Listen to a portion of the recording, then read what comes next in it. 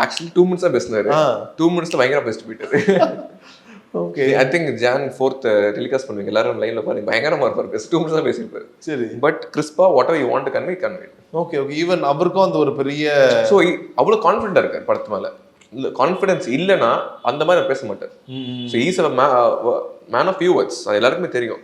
அவர் அந்த அளவு ஒரு கான்ஃபிடன்ஸ் இருக்குன்னா so is very confident about product.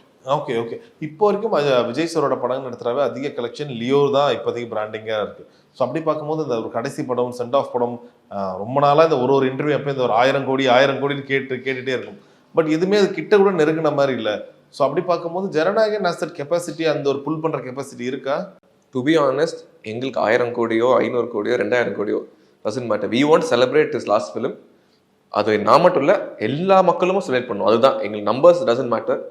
மக்கள் உள்ளுவாங்க. தோனி சொல்கிற மாதிரி தான், உங்களுக்கு ப்ராசஸ் நம்பினா result is by product. So நம்ம மக்கள் உள்ளே வர கலெக்ஷன் கூட இன்க்ரீஸ். ஸோ பாசிபிலிட்டிஸ் 100% இருக்குது. பட் அது வந்து எங்கள் மைண்டில் இல்லை. எங்களுக்கு வந்து அவரை வந்து செலிப்ரேட் பண்ணி ஒரு பயங்கரமான send off with industry hit கொடுக்கணும்.